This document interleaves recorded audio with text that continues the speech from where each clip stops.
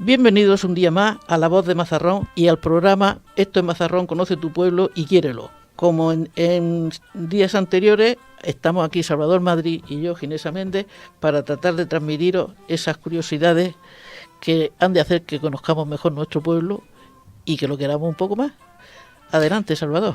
Bienvenidos. En el anterior programa les contamos cómo se fundaron las casas de los alumbres de Almazarrón, el germen de nuestro pueblo, del actual Mazarrón. Todo esto ocurrió a mitad del siglo XV, tras el descubrimiento de unos importantes yacimientos de alumbre. Hoy continuaremos esta historia hacia su proceso de independencia de la ciudad de Lorca a la que pertenecían estos territorios. Sí.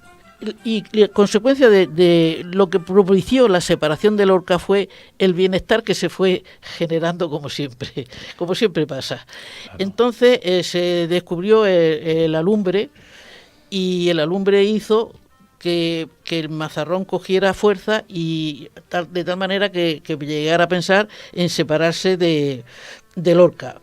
Y Lorca empezó a darse cuenta de que aquí ya había un núcleo de población que no los necesitaba a ellos y que además tenía faltas porque no lo auxiliaban lo que lo tenían que auxiliar o creían ellos que los tenían que auxiliar, y eso dio lugar a que se organizaran para separarse de Lorca. Las autoridades lorquinas veían cómo en una zona de su extenso territorio municipal que Lorca, bueno, incluso hoy sigue teniendo uno de los términos municipales más grandes de España, veía cómo se le iba de las manos, cómo no paraba de llegar gente a esta zona, de cómo florecía el negocio, del cual no percibía nada y que se quedaban todos los beneficios, aquellos mercaderes genoveses que controlaban las explotaciones y los marqueses de Villena y los Vélez, que eran los propietarios, y claro, la autoridad lorquina quería hacerse de notar en la localidad, y empezó a tener ciertos enfrentamientos con las gentes,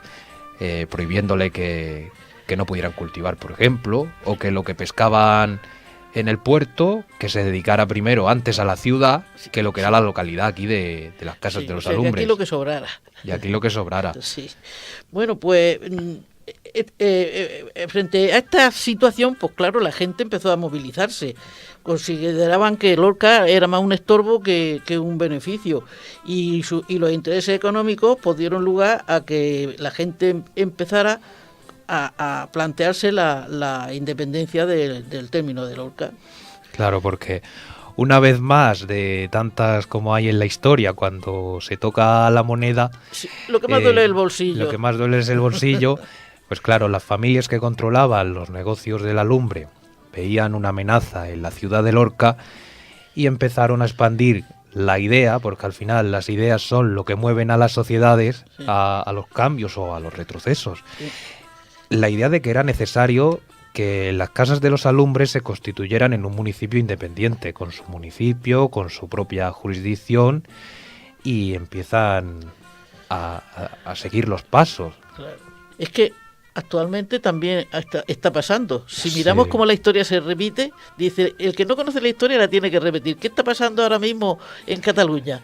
Pues que al irse la empresa, pues ya los que tienen ganas de separarse, la gente ya no está tan conforme. Sí, con la salvedad de que aquí la gente siguió la vía legal y se dirigió al rey para pedirle la independencia. Claro, es que cada uno tiene que valerse de los medios que tiene, sí, en esa época. Entonces crearon una liga de vecinos. Una liga de vecinos y entre ellos estaba Andrés de Sepúlveda, que ya tiene una calle en Mazarrón. Sí.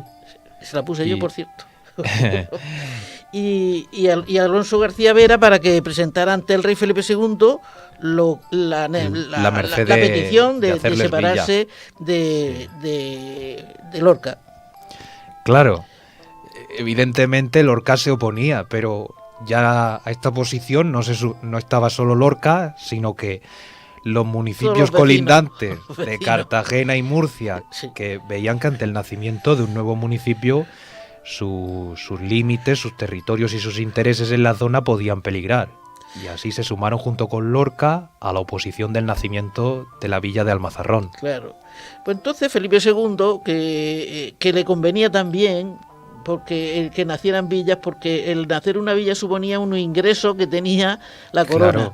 Y entonces Felipe II se lo encargó a un juez de su confianza, Ambrosio Rótulo, que se llamaba, que vino a Mazarrón y empezó a hacer las investigaciones para hacer la segregación del reino de Lorca. Claro, Felipe II, que no quería entrar de lleno en el conflicto, dejó esto en manos de Ambrosio Rótulo, y que, como decía Ginesa, tras abrir investigaciones, y claro, también le interesaba la corona, porque la independencia no era algo que comprar. No era algo gratuito, había que pagarlo.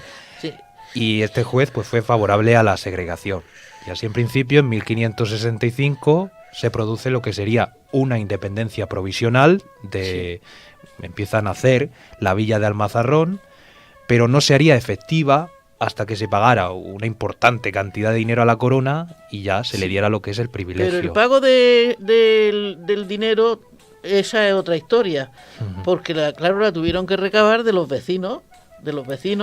Cada familia tenía que dar una cantidad determinada según los miembros que eran, pero cuando fueron a llevarlo se perdió, por el camino se perdió. ¿Cuántas veces se perdió? Lo menos 3 o 4 veces, sí.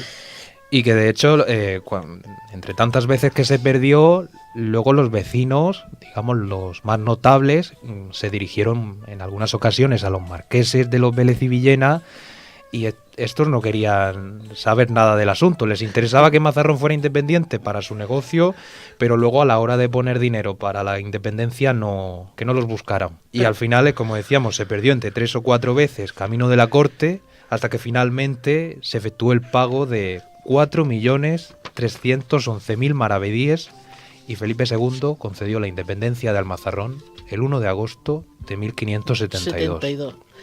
Que se celebraron fiestas, vinieron una zambra de sangonera y vallaron la plaza del ayuntamiento, se valló con madera, que fíjate qué curiosidad, la familia, los carpinteros que pusieron las maderas se llamaban Ureña. O sea que todavía quedan aquí ese apellido de Ureña. Lo mismo que entre los que iban una familia con raíces. Sí. Los que iban a lo de la independencia, todos esos apellidos de los 12 vecinos, de la comisión de los 12 vecinos, están vivancos y gente de nombres que siguen existiendo en Mazarrón. Yo mismo, mi apellido de segundo vivancos. Algo tendrá que ver tu familia. Seguramente estaríamos ya ahí metidos con la independencia. Sí. Bueno. Y lo que decía antes de las fiestas y los festejos que se hicieron con la llegada del privilegio, que fue ese septiembre después, en 1572, sí. Que lo trajo don Pedro Curado, que fue la persona designada para llevar el dinero a la corte, ya la cuarta o la quinta vez que fueron. Sí. Pero las disputas con la vecina Lorca se expandieron hasta el siglo XIX. Y porque lo primero que tuvieron que hacer fue poner los mojones, y ahí hubo discusión de los mojones durante mucho tiempo, que eso lo vamos a tratar en el próximo programa, porque de todos los mojones que había 25 solo queda uno. Pero ya en aquel tiempo los quitaban ellos mismos. Claro, como... Era para la recogida de la leña, ¿no? Había conflicto a ver qué zonas le pertenecía a un municipio o a otro. O a otro, sí. Bueno, pues como hemos visto, la fundación de nuestro pueblo responde a intereses de particulares. En primer lugar, de los marqueses, de los Vélez y Villena, que eran los propietarios de las minas y les interesaba no tener ningún control sobre ellas. Luego los genoveses, que también no querían ningún impedimento para sus negocios. Y luego la corona, que necesitaba de dinero para financiar las campañas bélicas en Europa. Y contra los turcos, porque en la época de Felipe II fue cuando ya cortaron la fuerza de los turcos en la batalla de Lepanto. Que se unieron todos los cristianos para cortarle el paso a los turcos que estaban ya a las puertas de Viena. O sea que era la fuerza que venía a interrumpir la forma de ser de la zona esta que había seguido la rama del cristianismo. Y hasta aquí llegamos. En el próximos programas seguiremos hablando de esta época apasionante de nuestra historia local. Veremos cómo es la vida en los primeros años de la independencia de Almazarrón, que no fueron fáciles, desde luego. No. Y nos extenderemos hasta la época del Milagro, que es bastante próxima, en Y que 1585. tuvo mucha influencia en la identidad de Mazarrón. Pero que muchísima. Yo creo que lo que más identidad le dio a Mazarrón fue eso. Así es que hasta el próximo programa que trataremos de esos temas. Esperamos que sí, que nos sigáis. Recuerden escucharnos. Esto es Mazarrón, conoce tu pueblo y quiérelo. Cada martes a las 12 del mediodía y cada jueves a las 7 de la tarde en La Voz de Mazarrón, en los 95.8 de la FM. Hasta el próximo día.